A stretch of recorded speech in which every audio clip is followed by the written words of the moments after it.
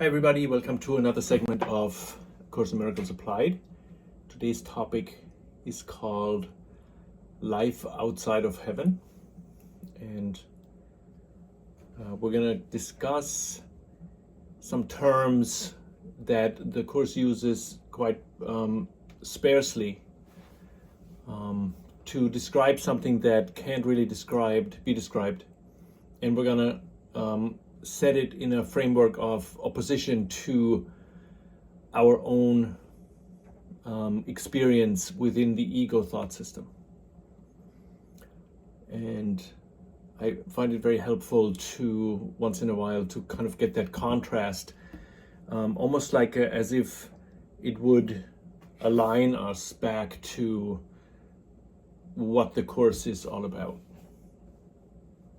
Because when we're in the trenches in our day-to-day ego self, we forget what that higher plane is in the Course, that the Course talks about, and from which the Course stems. So we're going to start with a quote, which the quote from the title is taken from. So the title of the segment is Life Outside of Heaven. And unfortunately, the quote is actually the opposite of the title. So the quote can be found in chapter 23, The War Against Yourself, in the second section, The Laws of Chaos. And it is in paragraph 19 in the text. And it says, "There is no life outside of heaven." So when we start thinking about this quote, there is no life outside of heaven, it's a little bit hard to grasp. And we can't really do anything with this line because we obviously realize we're not in heaven. So if there is no life outside of heavens, then what we're experiencing right now, according to this line, is not life. And Jesus mentions that right in the next two sentences. He says, "So there is no life outside of heaven. Where God created life, there life must be. In any state apart from heaven, life is illusion. At best, it seems like life, at worst, like death. Yet both are judgments on what is not life, equal in their inaccuracy and lack of meaning. Life not in heaven is impossible, and what is not in heaven is not anywhere. Outside of heaven, only the conflict of illusions stands, senseless, impossible, and beyond all reason, and yet perceived as an eternal barrier to heaven. Illusions are but forms, their content is never true."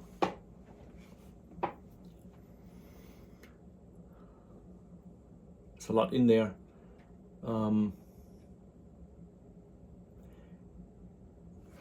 This whole segment is kind of there to give us a whole picture of something that is reality that we can't grasp, right? What we can grasp, or what we cannot really grasp, is life, heaven, oneness, eternity, love, and all of this would be under the umbrella of God, right?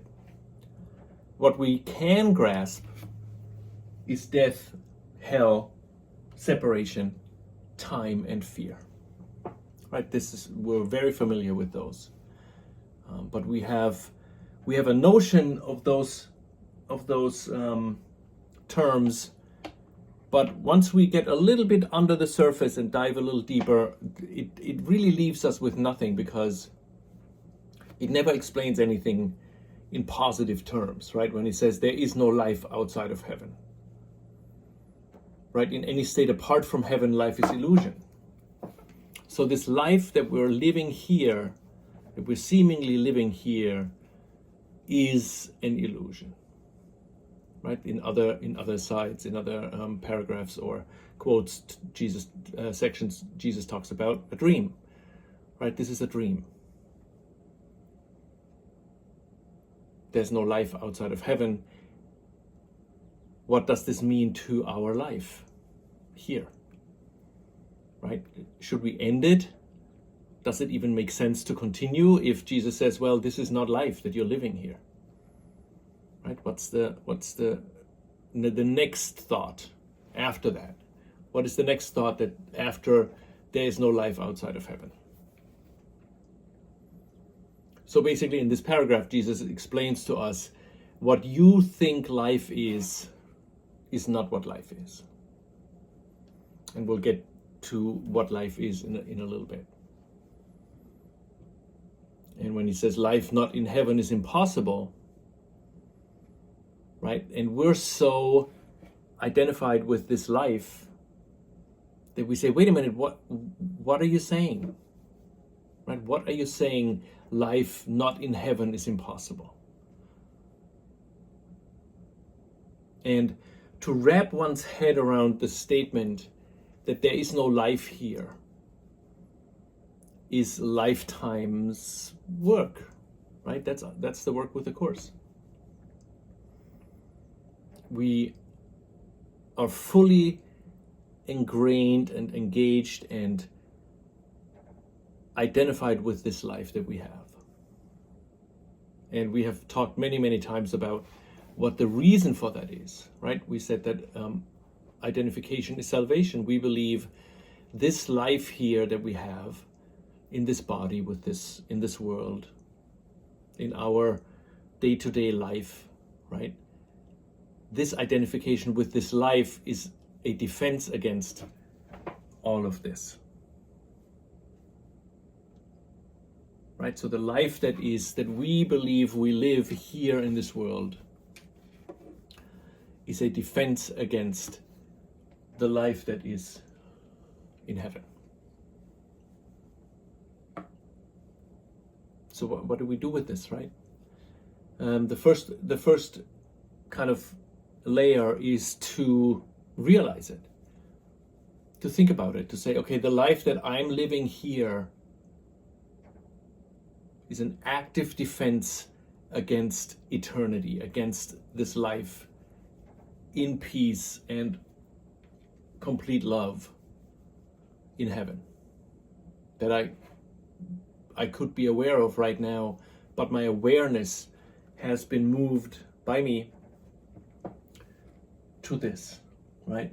Death, hell, separation, time, and fear. So my awareness has shifted from this. I forgot this, right? I split it off. Now I'm in this, and this is a defense against all that. So the life that we live here, as Jesus says, life not in heaven, which is the life here, is impossible, and what is not in heaven is not anywhere. And we are so hell-bent on defining this world or the galaxies with science or with religious belief, right? The religious belief, Christianity, makes this world real too, right? Outside of heaven, only the conflict of illusion stands. Senseless, impossible, and beyond all reason, and yet perceived as an eternal barrier to heaven. Beyond all reason. You know, we believe we're reasonable. We're reasonable people, right? From the Course's perspective, we are completely unreasonable. Because the only reasonable thing is to realize that this life here is not what life is. But we're not there yet, right? We're too afraid to acknowledge that the life we're living here is not really life, right? At best, it seems like life. At worst, like death. I was reading on Facebook, or there was this little video where they talked about in 1989 or 1980s, wolves were introduced into Yosemite National Park. There were no wolves, and the deer population had completely overtaken everything, and wolves were introduced, and from that point on, over the years and decades, the whole Yosemite Park has changed as the final effect of introduction of wolves. Riverbeds have stabilized, and they go through the whole logical conclusion of less deer population means more grass and flowers and fauna and everything grows back. That attracts birds. Birds, then critters, then predator birds that can kill the critters, insects. The riverbanks stabilize because there's no erosion, and the whole ecosystem was revitalized. But if you think about it from the Course's perspective, everything they were talking about is based on death, right? It's beautiful that wolves were introduced into the valley, but all the deer died, right? The deer died, then birds came in, critters came in. The critters died because of the birds of prey. Other predators came in.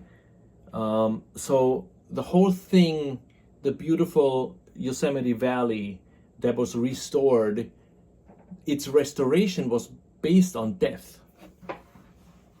Now you could argue and say this was the restoration was based on life, because life sprung out, right? But life on here, as we know it, life is there, so something else can live and something else can die, right? There is no life here that a carrot and a human both can live, right? It's a bad example. One has to eat the other in order to survive, right? If we breathe in oxygen, we have to take oxygen and get rid of carbon monoxide in order to live. So this life here is always based on something taking something from something else, right? And you could say, yeah, this is all energy exchange, but it's the core of this exchange is to keep this system going, and the system is based on this illusory life that we have here. So it's not the intention to make us feel miserable. If we believe we're alive here, most of the time we are miserable. And we might think death is the solution, right? We might think death is, if life is terrible, then death might be better. But death is within the same, life and death are two coins of the same, two sides of the same coin, right? The life that Jesus talks about is beyond both. Both life and death here are a defense against life in heaven. And one way of understanding this would be that the ego can only make an opposite to the oneness of heaven. It cannot make anything on its own. All it can do is make an opposite. Because the ego itself has no substance. So all it can do is have an opposite to all this. If we split this off and we forget it, all we then experience is its opposite. Right? The opposite of life is what we experience here. Right? We experience death and life, quote unquote. But neither of them is real, and both of them are within the illusion.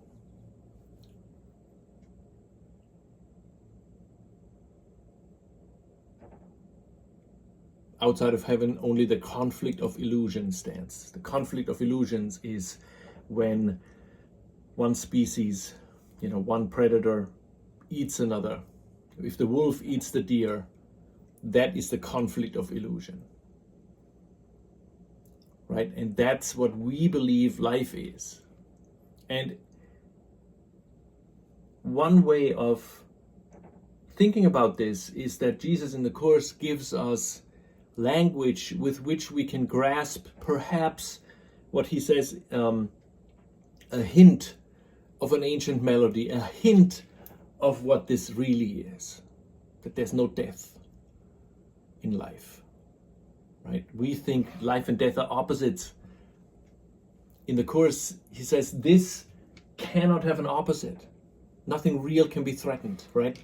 Life in heaven cannot have an opposite. The opposite of life in heaven is an illusion of life, right? So we're getting led towards the hint of a spark of an experience of this life that is in heaven, that is deathless.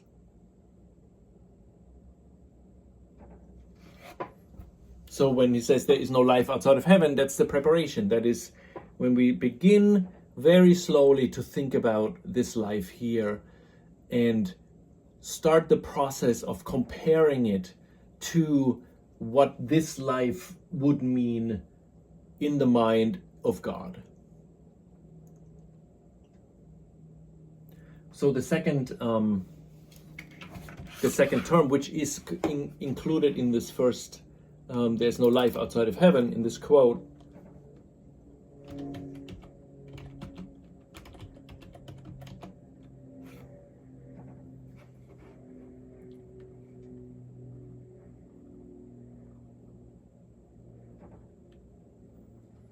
is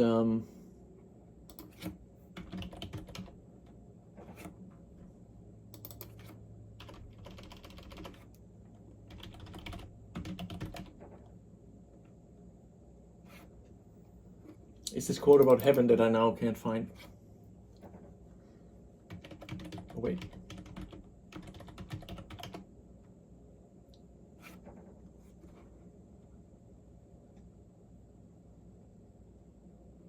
So in chapter 18, section 6, Beyond the Body, he says, heaven is not a place nor a condition.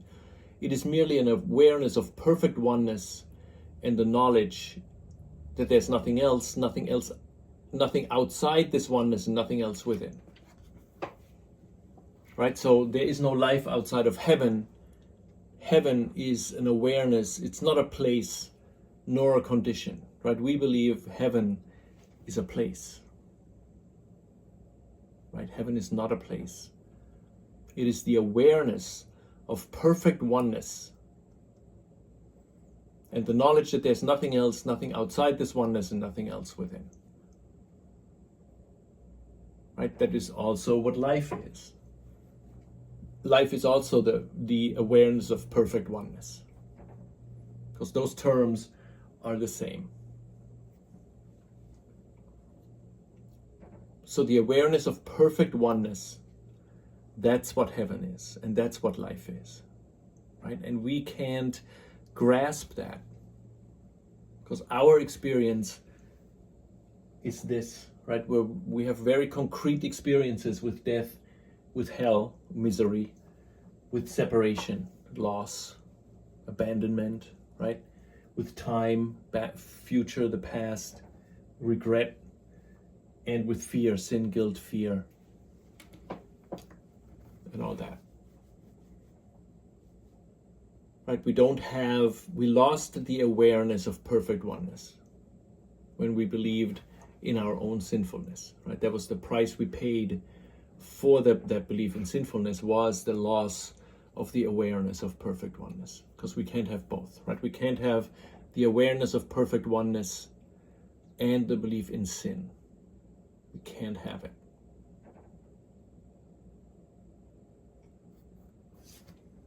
So heaven is the awareness of perfect oneness. There's no life outside of this. So life is only the awareness of perfect oneness. And when we contrast that to our experience, we realize that none of it is this. right? We never experience perfect oneness. We get glimpses once in a while.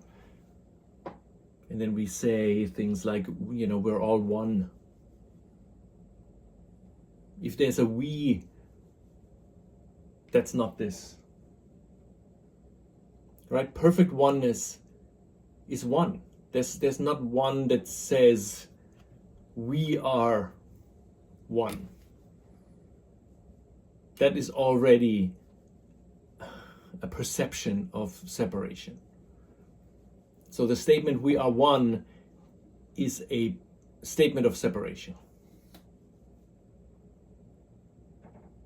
Because we can't be one. Right? The ego makes up this myth and this ideology, if you will, that brings everything on this side into it. Right? That's basically what Christianity does. Right? It brings life into this world, heaven on earth, right? Or we can be in heaven after the body is gone. That's not the heaven that the Course talks about. It has nothing to do with that. Right? Somehow we get into this place, and the Course says this is not a place. It is an awareness, and the awareness that's the limitations of the words that Jesus has to use. There is no awareness in heaven because there is nobody that can be aware of something. It's one. If there's only one, there is no two things. One is aware of another. So awareness is gone in heaven. There's no awareness. The only thing that's in heaven is love. But we can't grasp that, so Jesus gives us words. They're not 100% correct, but it's the closest we can come to explaining something that is not explainable. The awareness of perfect oneness, right? The state of heaven. It is not a place. And the opposite of heaven is what we're experiencing now. Right? Because if we're not in heaven, if we're not fully aware of the oneness of heaven, we are in hell.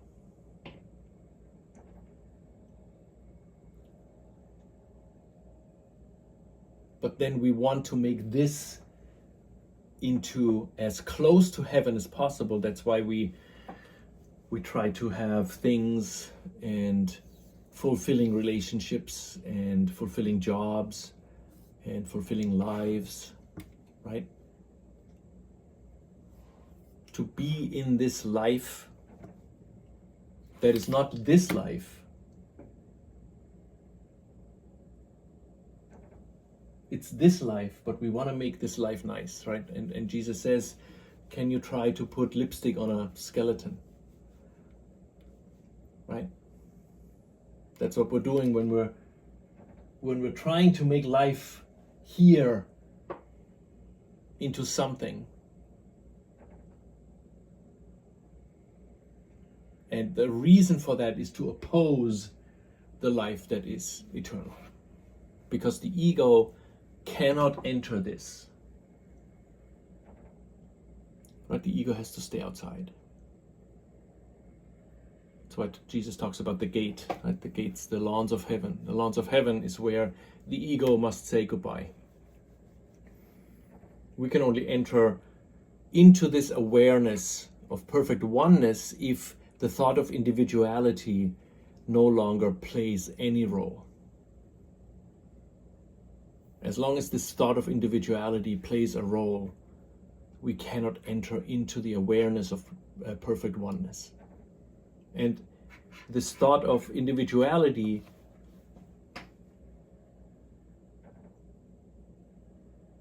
is so strong because we have made it into something sinful. Right? The belief in sin that is connected to individuality that is what makes it so hard to let go, because the sin then causes the fear of this, right? We're afraid to let go of this life, which doesn't mean we're dying, right? It has really nothing to do with it. Becoming aware of life outside of the dream, right? We're afraid of doing this. We're afraid of heaven. We're afraid of life in heaven. We're afraid of this oneness. We're afraid of eternity, and ultimately we're afraid of love, because we believe that this individual thought, this thought of individuality, is a sin. That is the whole reason the ego exists. And in order for us to get rid of the ego, we must slowly but surely undo the belief in our own sinfulness.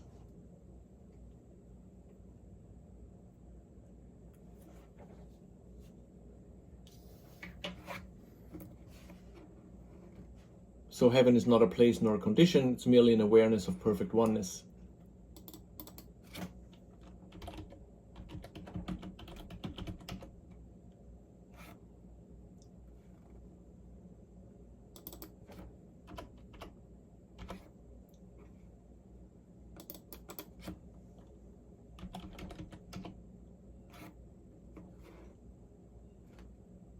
Oh, it says here, can you paint rosy lips upon a skeleton, dress it in loveliness, pet it and pamper it and make it live?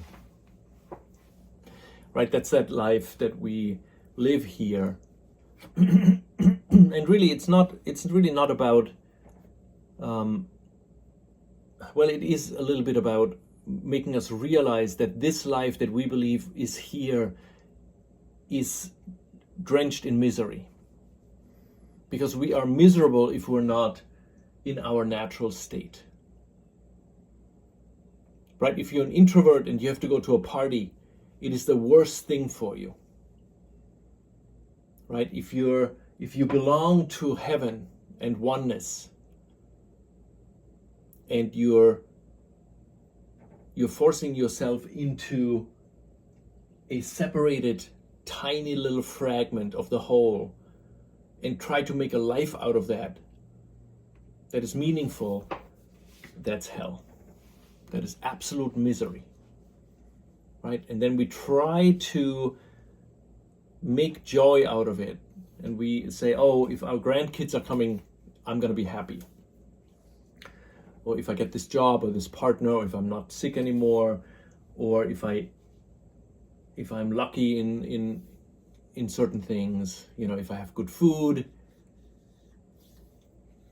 we can make up for it and we can feel a little happiness. Right? But for example, you could say, there is no happiness outside of heaven. There's no life outside of heaven. There's no love outside of heaven. There's no peace outside of heaven.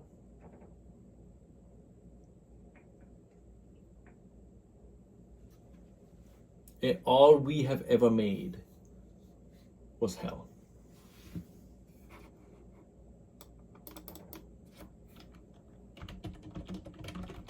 Let me see if I find this.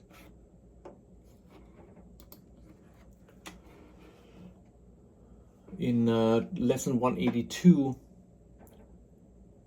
paragraph 3, he says, "We speak today for everyone who walks this world, for he is not at home."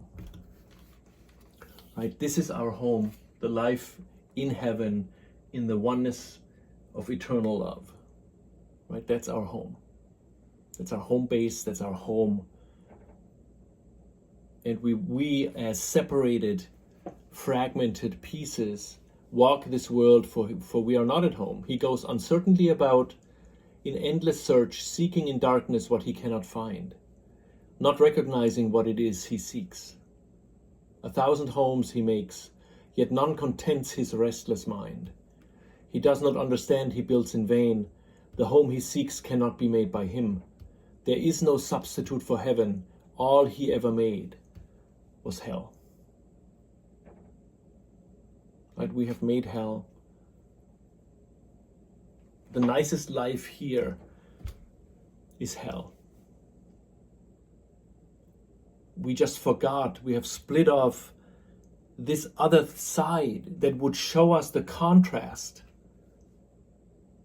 where we would recognize this here, if we're not with the Holy Spirit or the Jesus, which is the remembrance, the memory of God, if we're not with that, it is hell.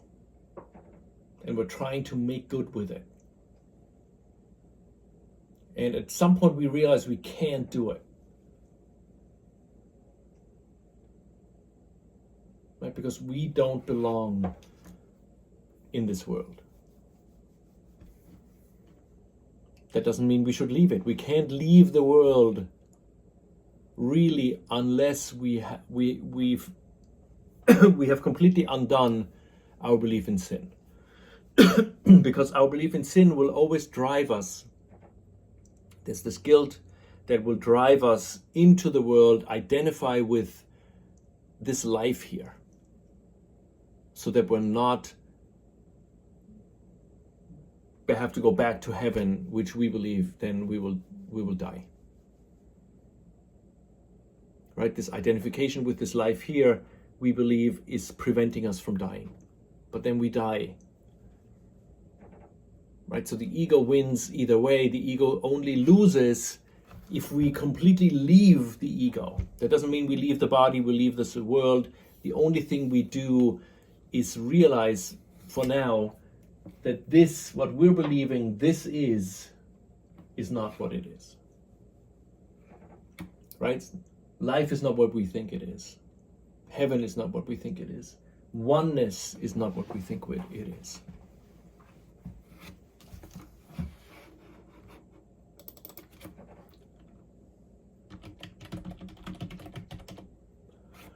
And then in lesson 196 it says, oneness is simply the idea God is.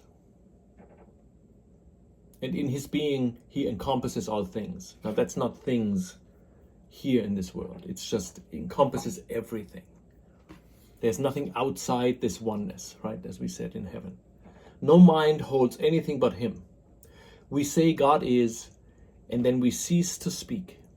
For in that knowledge, words are meaningless. There are no lips to speak them, and no part of mind sufficiently distinct to feel that it is now aware of something not itself. It has united with its source, and like its source itself, it merely is. Right? This is, even though the language is beautiful, if we're perfectly honest with ourselves, we can't grasp what this means. Right? But Jesus says there are no lips to speak those words, God is. Right? And no part of mind is sufficiently distinct to feel that it is now aware of something not itself.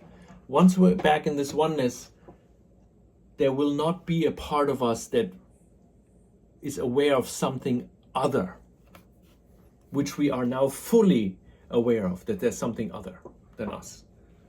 Right? There's something outside, there's something, when I look outside, there are people, there's something other than myself. That is this. Right? We're in the ego thought system, if we see that.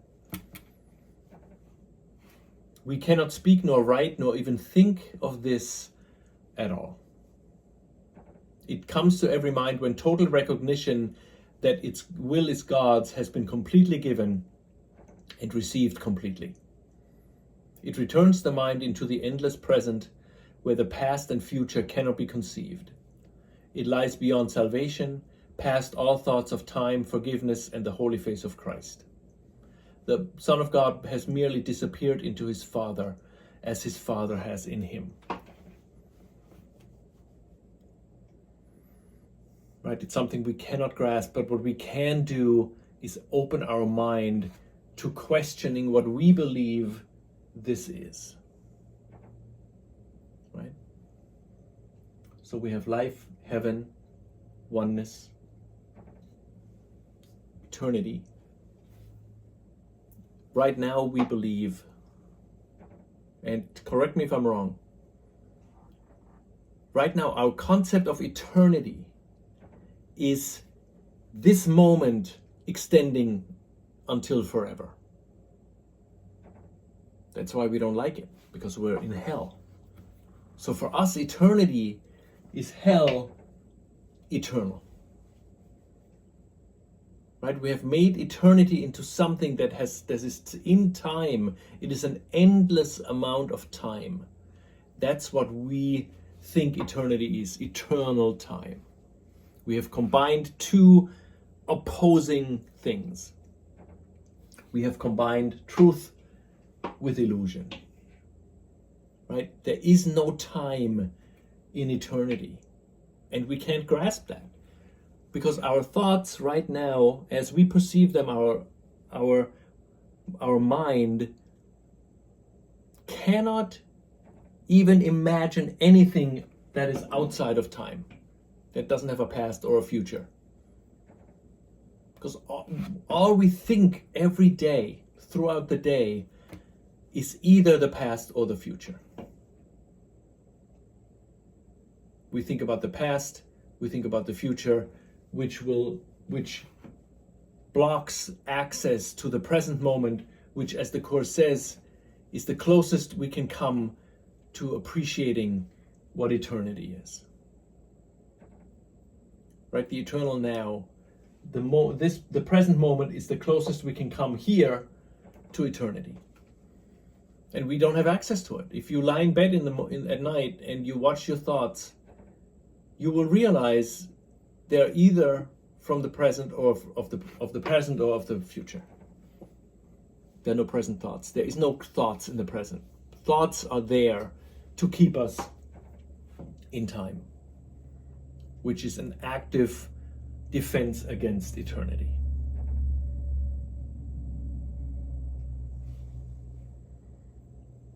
Right now is the closest approximation that we can come to eternity, but we can't access the now.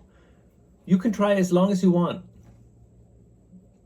I double dare you to sit down and watch your thoughts and watch any thoughts that aren't present, that aren't past or future.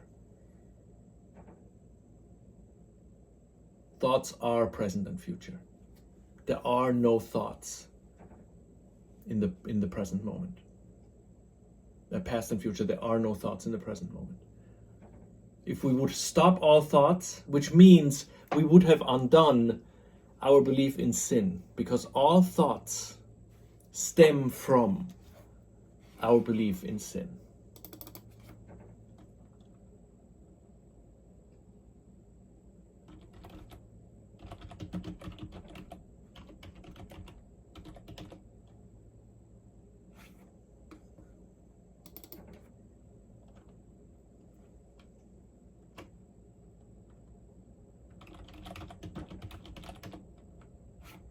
It says in chapter 5, chapter 5,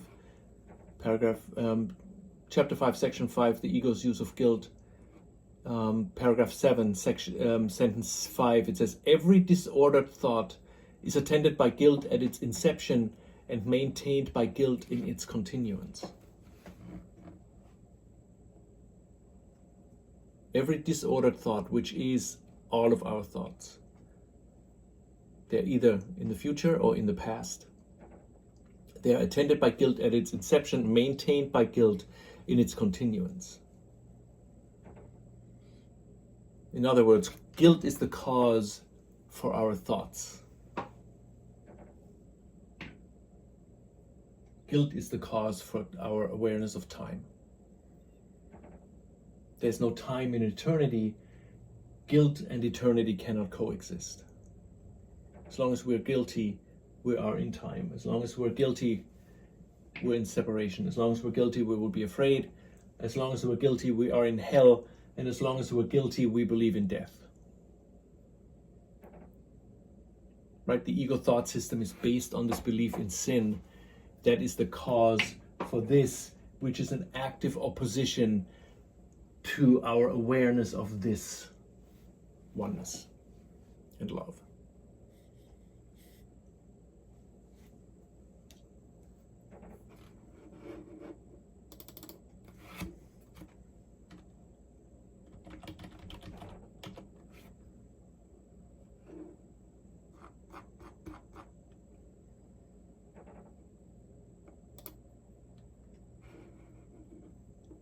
And there's a really nice quote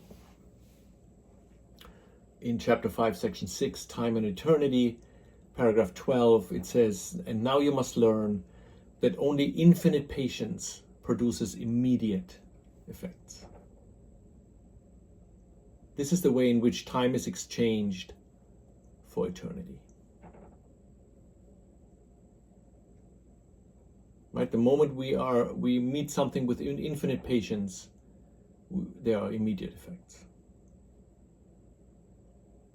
The problem we have is our belief in our own sinfulness prevents us from accessing this infinite patience, because infinite patience really is love. That says, whatever you do, whatever you think, however you behave, whatever goes on, love equals eternity, equals oneness, equals heaven, equals life, cannot be changed. Nothing real can be threatened. Love cannot be threatened. Eternity cannot be threatened. Oneness cannot be divided. Heaven cannot be made into hell. Life cannot be turned into death.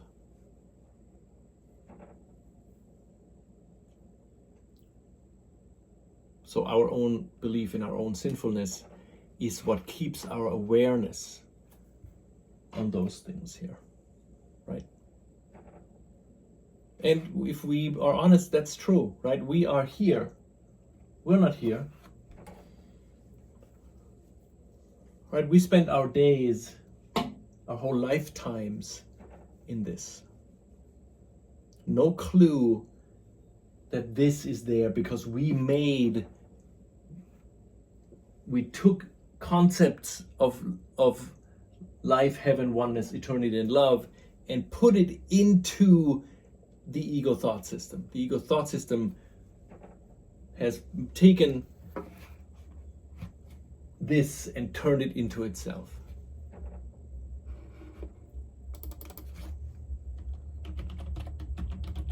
I don't think I'm going to find this.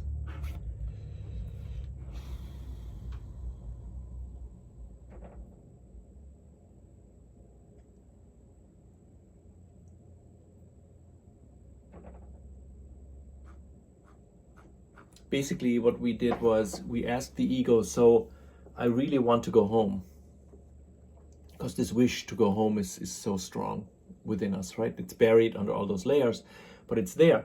And we tell the ego, because we forgot the Holy Spirit, that we should ask, I want to go home. And we told the ego, I want to go home. And the ego says, I will give you your home, right? I will give you heaven on earth, right? I will give you a God that watches over you. I will give you heaven that you can reach, right, when you're good. I will give you the oneness, right, oneness with nature, right? I give you eternity, I give you love, and I give you life. Right, so because we want to go home, we're trying to find a way home, and the ego gives us those things, but weaves them into this. So heaven becomes hell, oneness becomes separation, eternity becomes time, love becomes fear, and life becomes death. But we're so desperate because we believe in our own sinfulness that we just accept it. And we say, you know what? Life and death are inevitable. Right? If something lives, it must die.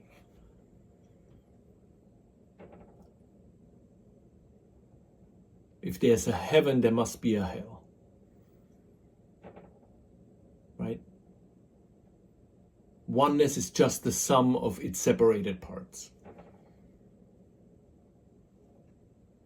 Eternity is just time that's going on forever. And fear and love are equals, and both are invited into our lives. Right? And really what this is for, the course is for, and a good chunk of it is for us to question it, to begin to think about it. Like, just thinking about life, thinking about those connections, thinking about what Jesus says and try to apply it when he says there's no life outside of heaven, what do we do with this sentence, right? What does that mean to us? What does it mean to us here in this life?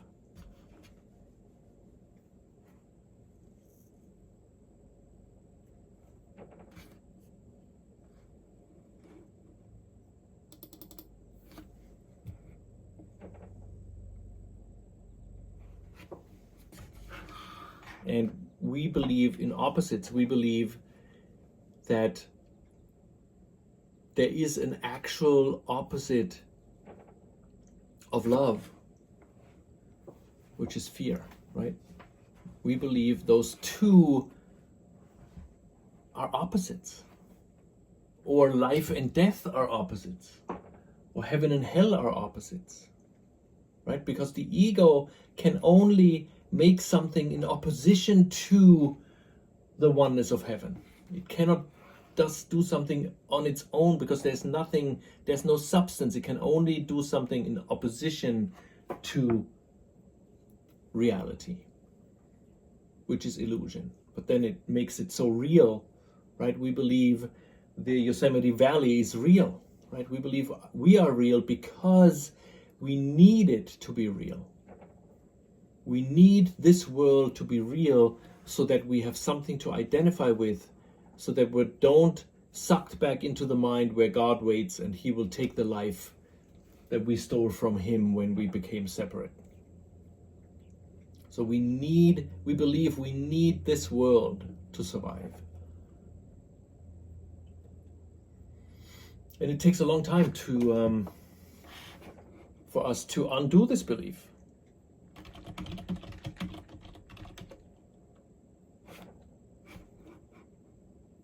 And we don't need to undo the belief of that this world is real.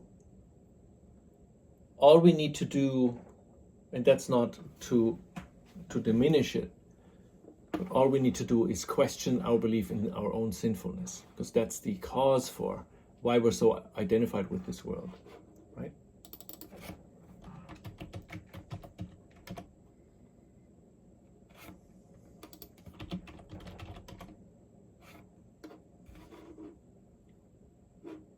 And Jesus says in lesson 284,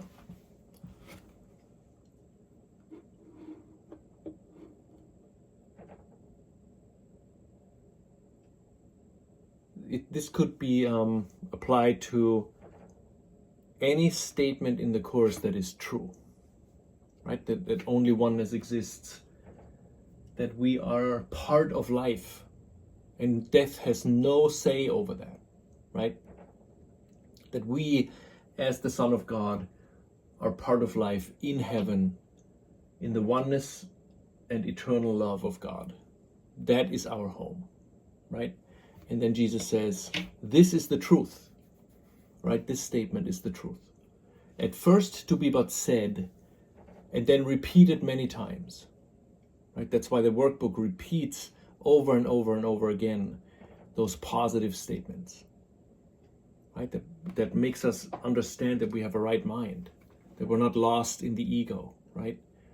Yes, we believe in this, but we also have a right mind that reminds us of this and tells us that this is an illusion and this is the only truth, right? So at first, this will be but said and then repeated many times. That's one stage of the journey. And next, to be accepted as but partially true, right? First, we repeat it many, many times to counteract our full belief in the opposite, right? Repeated many times, and next to be accepted as but partially true. We're very small parts. We believe that we're innocent. A very small part of us. The rest still believes we're full-blown guilty, with fear as a result, with being in time, being separated, being in hell, and believing that death will come, right?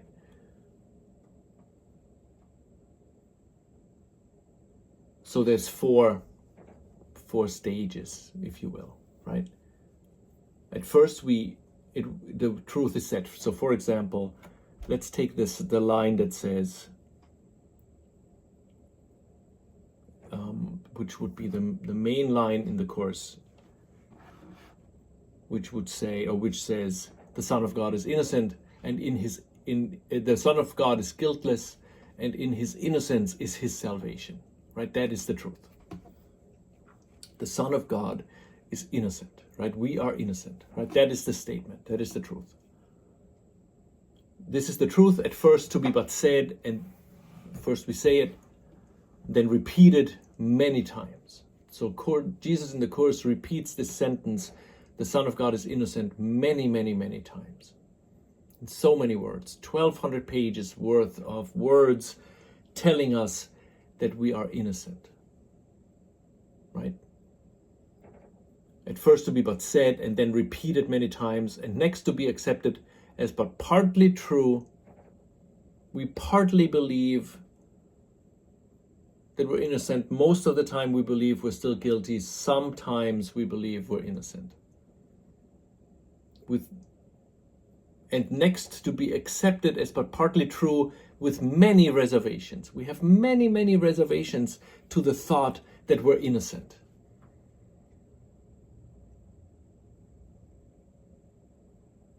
Reservations is our second nature. We don't believe Jesus when he says you are guiltless, you're the guiltless Son of God. We want to believe it. We think we believe it, but we don't believe it, because if we would believe it, none of this would matter to us. Death would play no part. Hell, it's like, what is it? What is it? Right? There would be no separation, there would be no time, there would be no fear. So the reason, or the fact that we still believe in this, means we don't believe Jesus when he tells us that you're the innocent Son of God.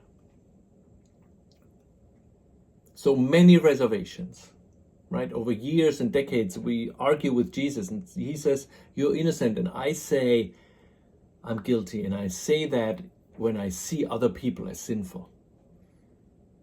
Right? I see other people as being the problem. At that moment, I tell Jesus, no, I'm not innocent. Because if I would be innocent, I wouldn't see the darkness outside. There would be no longer darkness, right? So we have many reservations. Then to be considered seriously more and more. Considered more and more. Not even fully believed. We're considering the notion that Jesus says sin is a construct that you made up. You are the innocent Son of God that believes in this concept of sin. Right?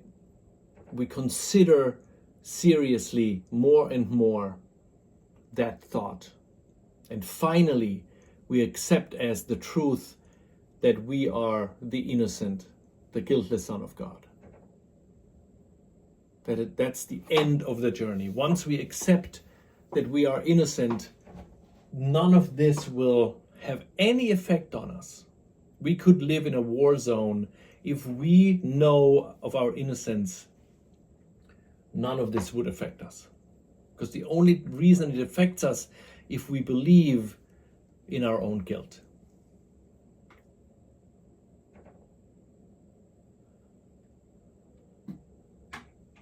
And then, so the first sentence of this paragraph says, loss is not loss when properly perceived. Right? If I know I'm the innocent Son of God, there cannot be loss. I cannot experience loss. Pain is impossible. Guilt is pain. Pain is hell. Pain is guilt. If I know I'm the innocent Son of God, the guiltless Son of God, there is no pain. There is no grief with any cause at all. There's no grief with any cause at all if I believe, if I know that I'm the innocent Son of God.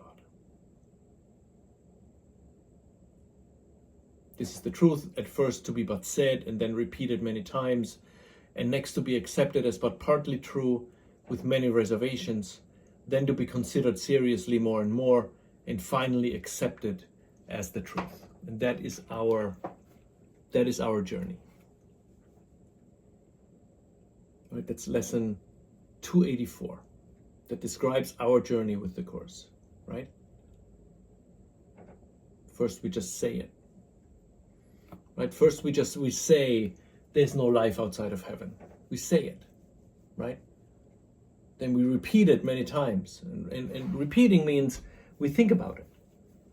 He says, what does it mean for my life when Jesus says there's no life outside of heaven? Where does this leave me, right? And the reason for all of it is for us to start disidentifying with this world and identifying with our true nature as Christ in the mind. And in order for that to happen, parallel to that process of what this paragraph says, is for us to understand that sin and guilt is a construct, a made-up thing that we believe in and give life to and make real as a real thing, right? We make sin into something real, and Jesus says sin, the belief in sin, is a construct,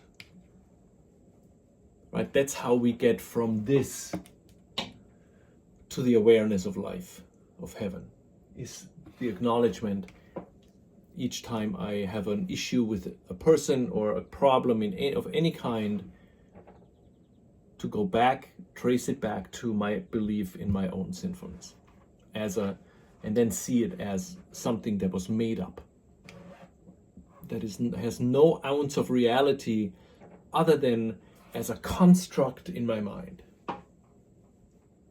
It cannot live without my belief in it. Right? And then I consider more seriously, more and more, and finally I accept it as the truth, which is the end of the journey. The awareness of love's presence is restored. Right? Then I will know that there is no life outside of heaven, that this here is just a projection of the thought of sin, of the thought of guilt. That is what this life is. A projection of the thought of guilt.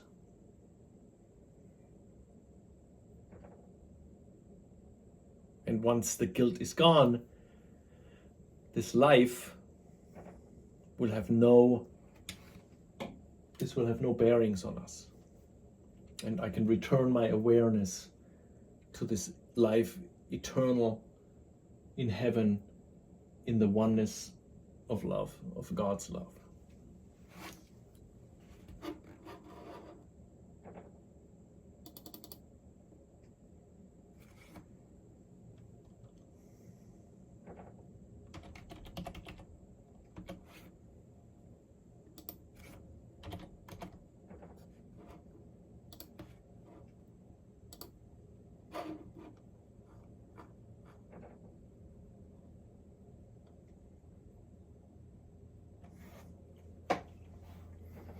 As a closing, I want to read the two last paragraphs of the epilogue in the clarification of terms. We read that a couple of times before. I think it fits really well with our topic. So the epilogue after the clarification of terms, which is the end of the course, the whole course. It says, "Let us wait here in silence and kneel down an instant in our gratitude to Him who called to us and helped us hear His call. And then let us arise and go in faith along the way to Him. Now we are sure we do not walk alone, for God is here, and with Him all our brothers. Now we know that we will never lose the way again. The song begins again, which had been stopped only an instant, though it seems to be unsung forever. What is here begun will grow in life and strength and hope until the world is still an instant and forgets all that the dream of sin has made of it. Let us go out and meet the newborn world, knowing that Christ has been reborn in it, and that the holiness of His rebirth will last forever. We had lost our way, but He has found it for us. Let us go and bid Him welcome, who returns to us to celebrate salvation and the end of all we thought we made. The morning star of this new day looks on a different world, where God is welcomed and his Son with him. We who complete him offer thanks to him as he gives thanks to us. The sun is still, and in the quiet God has given him, enters his home and is at peace at last.